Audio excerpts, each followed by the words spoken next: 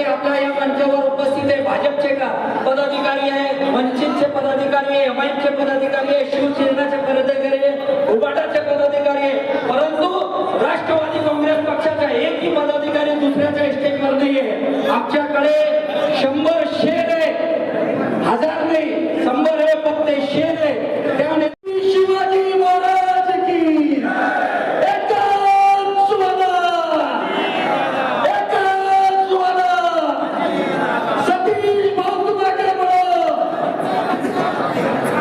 माझं नाव श्री भंडारी आहे.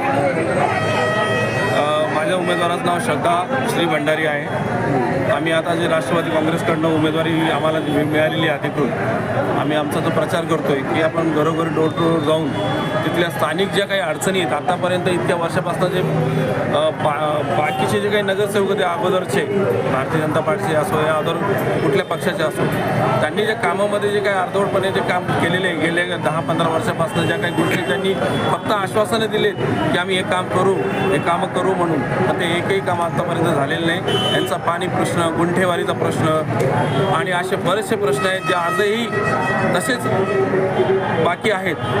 आम्ही हा प्रयत्न करू की राष्ट्रवादीने आम्हाला न्याय दिल्यामुळे आम्हाला जर उमेदवारी उद्या आमची नगरसेवक म्हणून आमची जर नियुक्ती झाली आणि ती नक्की होणारच, तर आम्ही हे सगळे प्रश्न मार्गी लावू. तुम्ही कोणत्या प्रभागातून? माझा प्रभाग क्रमांक 22 अनुसूचित जाती महिला. कोणते मुद्दे घेऊन तुम्ही निवडणुकीला सामोरे जात आहे? सर, आपले जे मुद्दे आहेत, जसे आपले सगळ्यात मोठा प्रश्न आहे पाण्याचा, दुसरा प्रश्न आहे ड्रेनेज लाईन वा गुंठेवारी, शैक्षणिक काही विषय आहेत, रस्त्याचे काही विषय आहेत आणि जे काही आज ज्येष्ठ नागरिक आहेत आपल्याकडे आणि बाकी दुसरी गोष्ट ज्येष्ठ नागरिकांचे काही विषय आहेत. असे अनेक प्रश्न जे प्रलंबित आहेत त्या विषयांना घेऊन आपण प्रचार माध्यमातून प्रचार करतो. इतके दिवस भाजप सेनेचे तिथं नगरसेवक होते, काय कामं केले त्यांनी, काम नाही केले ते? हे बघा साहेब, त्यांनी आजपर्यंत जे काय फक्त आश्वासनं दिलेले आहेत, आजही लोकांमध्ये इतका जन आक्रोश आहे त्यांच्याविषयी, कारण ते भूलथापांना फक्त भूलथापाच देतात लोकांना, बाकी काही नाही. ते हिंदुत्वाचा नारा घेऊन हे करतात. बाकी त्यांचा कामाच्या बाबतीत जर पाहायला गेलो तर आज शून्य आहेत. हे आमचे सुधामामा सोळुंके जे आज आमच्या पॅनलमध्ये काम करतात, हे पण भाजपमध्येच होते.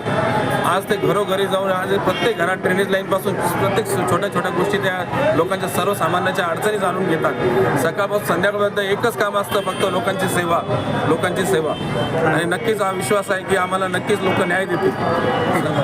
आणि तो विषय फक्त आज इथलाच नाही तर अख्ख्या शहराचा विषय झालेला आहे. तो आहे व्यसनमुक्ती आणि व्यसनाचे झालेल्या लोकांना आणि मुलांना. कारण आज एवढी गुन्हेगारी प्रवृत्ती वाढते या क्षेत्रामध्ये जे काय आज गुन्हेगाराचं प्रमाण वाढलेलं आहे, त्याचं सगळ्यात मोठं कारण आहे व्यसनाधीन. आणि ते व्यसनाधीन जसे तुम्हाला माहिती आहे की आहे बटन वगैरे जे काही अजून काही गोष्टी सांगतात त्याचं व्यसन जे काही लागलेलं आहे, त्यासाठी आपण पूर्णपणे प्रयत्नशील राहूया आणि आम्ही त्यासाठी सगळ्यात जास्त फोकस काम करूया.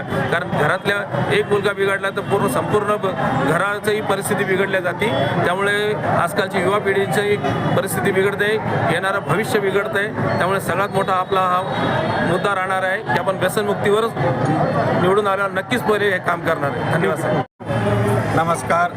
मी आज छत्रपती संभाजीनगरला जे आज निवडणूकला सामोरं जात आहोत, त्यानिमित्तानं मी जवळजवळ भारतीय जनता पार्टीच्या मध्ये 2014पासून काम करतो.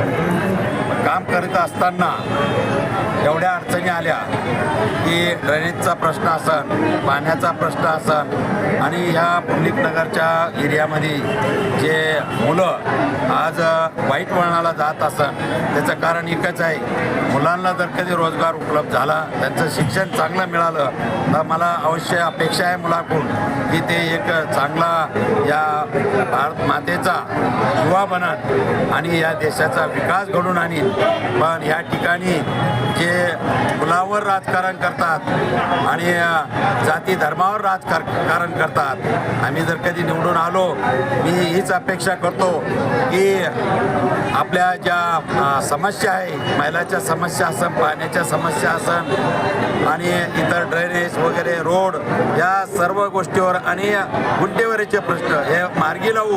आज आमच्या एरिया हा गुंठेवारी एरिया आहे, पण त्यांना अजून काही PR कार्ड मिळत नाही. जर कधी या लोकांना PR कार्ड जर कधी मिळालं तर अवश्य त्या घराचं व्हॅल्युएशन वाढन आणि लोकांनाही समाधान होईल की आम्हाला पी आर कार्ड त्यांनी गुंठेवारीचे पैसे वसूल करतात. हजारामधून लाखो रुपयापर्यंत ते वसुली करतात. तर हे कुठंतरी याला पूर्णविराम लागायला पाहिजे एवढी अपेक्षा करतो. आणि मी शब्द देतो की मी आमच्या ज्या प्रभाग 22मध्ये या माय मावल्याचा आणि वयोवृद्धाचा मान सन्मान करीन आणि 24 घंटे त्यांना माझी सेवा उपलब्ध करून देईन. एवढंच बोलतो आणि थांबतो.